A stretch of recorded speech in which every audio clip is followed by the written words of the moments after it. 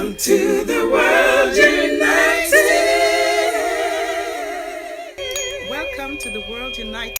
So hello, namaste, hola, aloha, and welcome to the Global Transformation Festival 2021. This is November 5th, Friday in Australia. It's day 1, session 2, track 3. And today we are going to be doing a session on education and empowerment.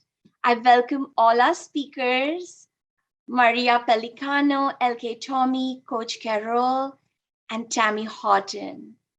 Welcome. I'd like to first introduce Maria Pellicano. We've all heard her music, her beautiful voice, just a couple of minutes ago. Maria is a coach, mentor, speaker, author, and a voice and speaking trainer. She's going to be talking about the engaging voice. Maria Pellicano is known as a communication specialist with Better Up, public speaker coach, and voice coach for both singers and speakers for the past 20 years.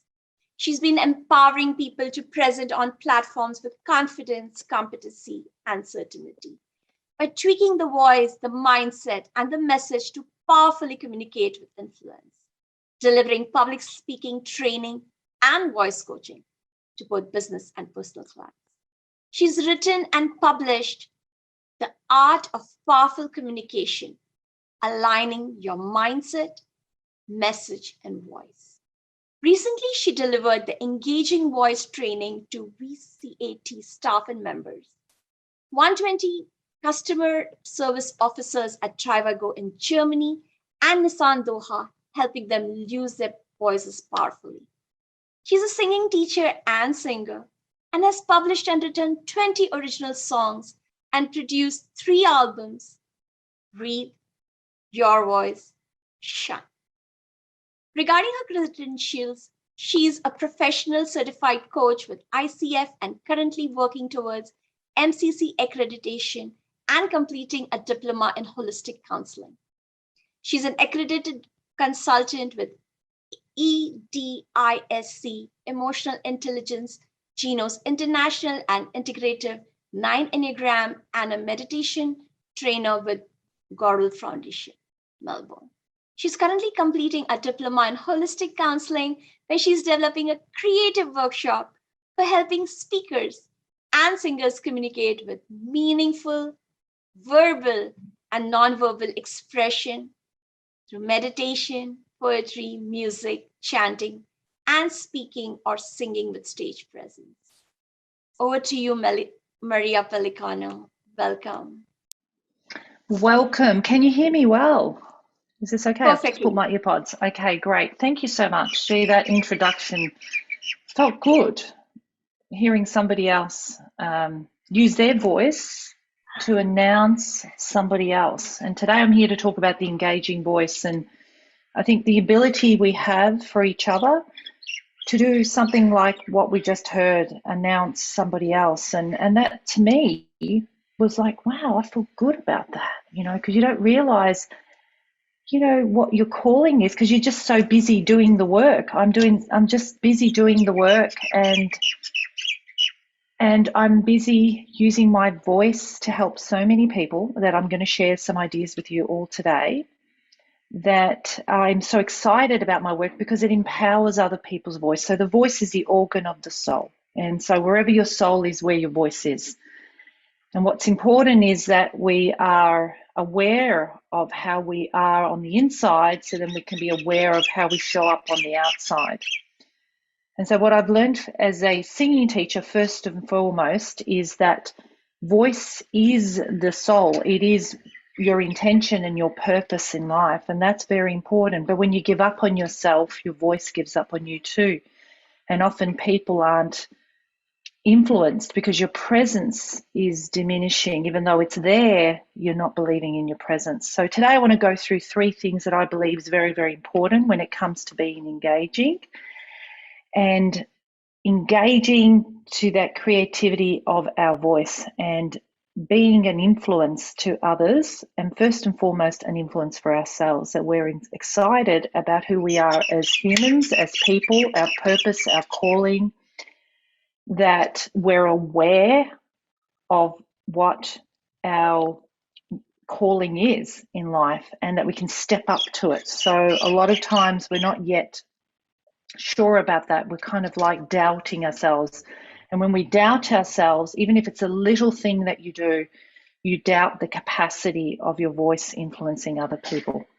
So as much as speaking is public and it's for others and it's about your message, maybe work related, whatever it is, it really starts on the inside. And it's about how clear are you about what your intention is for your message, who do you believe you are as a person, and what is the purpose, like not only the intention, but the purpose is where's this going in the bigger picture of the whole lot of your life. So I'm going to share with you 3 critical aspects that I believe are important when it comes to voice. The first one is mindset, and we're already starting to talk about mindset, is who are you and what's your calling and what's your purpose. And that's something that I believe we need to spend time on, is have reflection time every day in your life. For me, it's meditation, contemplation. Spirituality is very important to me. You don't even have to call it spirituality. Some people don't even want to call it that, but mindfulness about who am I as a person,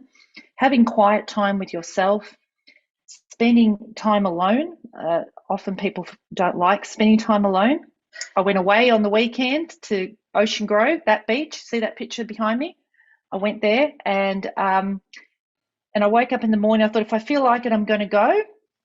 The thought of going alone didn't impress me. But when I decided to go, I thought, this feels good. It feels good that I'm giving myself this time to just walk and connect with my calling and my purpose, get excited about the ocean speaking to me, right? I know it's creative and it's imaginative, but you can imagine bad things, right? Oh, people are going to hate it when I speak, and I'm going to say the wrong thing. Public speaking fear is all about imagining the wrong stuff, right? So we're always imagining fear. So why not imagine some great stuff like, there's a purpose in this. The ocean speaking to me, so use our imagination, because a lot of that is the invisible world that becomes visible. So we manifest, we speak out the things that we imagine. It's very important to know what your brain is doing. What are you feeling? What are your thoughts? What's your heart saying? What's your experience? What's your reflection? So, time alone is important because that will give you that strength to stand strong, even when you feel like the ground is shaking and people are not listening, or they're turning their cameras off online, or they're saying, we don't agree with you. You can still feel strong and you can still listen to others at the same time. So mindset's really important. Who am I going to be? The next thing is voice. Voice is really important. People struggle. I speak to people from all over the world, every day, incredible leaders, CEOs, managers, executives from all over the world with these great titles, and everybody generally, because I do communication, is worried about criticism and am I being heard, these things, and am I good enough? Everybody feels this as human beings. We think we're not good enough and we're not engaging, and we're afraid of what other people say. And to me, I find that shows up in your voice. So the voice starts to quiver and shake. Breath goes and it disappears. There's not enough deep breathing. Part of that reflection is to make sure your breath is deep, because before you know it, your breath, when there's anxiety and busy lives that we live, and our worries makes our breath come up in the chest. So tomorrow I'm doing a workshop, so you can join me on the workshop, and I will do some physical exercises around this. But, breath control is very important to regulate your nervous system. That is why I'm doing a diploma in counseling, is because I really thought emotions and feelings and trauma have affected us, even whether we're aware of it or not, and it affects your voice and your breath. So if the breath is not deep enough, your body's going to be anxious. So if you've got an important event, even singing on a stage, or doing an event like this, or maybe in person on stage, is that the breath, as soon as you have thoughts about feeling unsafe, right, or something that's not fair, something that threatens you, your breath tends to become shallow, and voice starts to get crackly and tight, and the throat and the jaw starts to squeeze, and all of that affects the way you communicate and gives people the idea of whether you're credible or not credible, whether you're trusted, whether you're a safe person to speak to, and whether you have enough experience or maturity. All of that will come across in the sound of your voice and the body language, because then suddenly your face looks tight, your hands don't move, your body doesn't move, there's no flow, there's no presence, and people are, as we know, research says 93% of communication is non-verbal information. So people are reading between the lines, not even listening to your words, they're just watching. Does this person know what they're talking about? Should I trust them? And that is all in that physicality. That's the gesturing of your face, your hand movements, and the tone of your voice. And it takes 7 seconds, research says 7 seconds, for somebody to determine whether your voice is trustable or not, credible or not. So we've got a lot of research that says emotions and voice play together. So what goes on in the thoughts creates an emotion, emotion creates a feeling, and a feeling creates a behavior. And because the nervous system, the vagus nerve, literally wraps itself around the larynx and goes into your stomach. So all of that affects the way we speak. So it is important that we have a strong voice, good voice technique, good breathing techniques, a great mindset. That doesn't mean you have to be perfect, though, by the way, because included in that is the acceptance that we're on a journey and we're improving every day, and I'm doing the best I can. That's really important. I'm doing the best I can, and I accept myself where I am right now, because what we're called to do is bigger than who you are, right? I really believe that what we're called to do is bigger than who you are. Who you are, we're a work in progress. We're learning to accept ourselves, and the calling is bigger than that. And so what I mean by that is we're developing into that calling every day. So my work, I've been doing it for 25 years. I'm just adding more strings to my bow. It's the same bow. I'm just adding more strings to my bow. I'm still curious about, what I can add more, and I accept my growth and accept that I'm not great everywhere. And sometimes at home, you're not as good as you are on the job, because different emotions are triggered, affects your voice, affects the way you show up. But the last thing you want to do is go through guilt, because then guilt diminishes your power, and then you don't show up for others because you have to be perfect. So what I'm trying to say is even though I'm saying all this today, I don't think you have to tick every single box, but there's that willingness. All it is this willingness and awareness that I'm at a growing curve, and depending on my resources, the countries I live in, and the available of mentors and the knowledge I have, I am growing at the pace that I can, and I'm doing the best I can with what I know. And the third thing is our message. We need to be really aware of others, meaning it's no point me speaking and just getting it off my chest, making sure I've ticked all my boxes. It is about making sure that I'm serving the other in what I say, and that I'm delivering a message in the way that they will be able to digest it and reach it. It's like I'm delivering a package. And I often say to my clients, I say to them, you're not only delivering the package, you're knocking on the door, hoping that they open the door and invite you in, maybe for a coffee and a piece of cake. You want to be liked. Everybody does business with who they like, know, and trust. And the first thing, they're going to read your body language. They're going to know if you are in a neutral position or you're in a judgmental position. If you go in with preconceived ideas, because you're now judging somebody else's outlook, I don't think they like me, and you already go defensive, that energy, because we are a bundle of energy, and that's what executive presence is, that presence that you bring, starts in your mind, and it affects the other on how they receive you. It has a smell to it, has a fragrance, or it has a stinky smell. So very important that we realize we're bigger than just our words when we're speaking.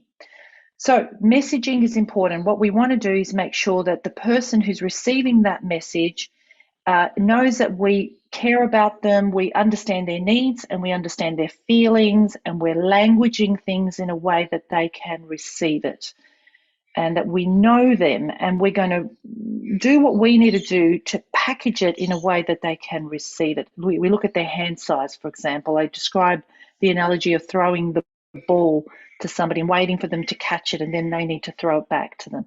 This is a communication dialogue, not a monologue. Just keep throwing the ball. It's up to you if you catch it or don't catch it. No, look at their hand size, look at their height, their capacity. Will they be able to catch a ball? How much do you throw it? Do you throw it in a harsh way? Do you throw it in a softer way? All of that is the way we engage in this ball game, an exchange of language. So we speak, we wait, we get them to process, and they throw it back to you. So it's an exchange of a game that we're playing together, and we're engaging in a ball game. And so important that we know our audience and that they're engaged with us. So we can read body language on that, or we can have a look at the way they're coming back to us with the language and where they're coming from, and then responding back. So this is really, really important. So I'm not sure how much time we got. Have I been already speaking for a considerable amount of time here? You have a minute more. I have a minute more. So I hope you can join me tomorrow for the workshop where we can actually practice some of these mindset skills, voice and messaging skills. There is a lot of resources on my YouTube channel. If you look up Maria Pellicano, a lot of my conversations, my clients, I've turned them into 2-minute conversations and given them really good titles that you can actually look at the title and decide if you want to listen to that message across all 3 of those critical areas. And yes, I am a singing teacher too, so I do singing. And I just have a lot of online programs that you could check out to become more credible and believable using these 3 areas. So I hope you've enjoyed that, and I look forward to seeing you perhaps at the workshop. Thank you. Thank you, Maria.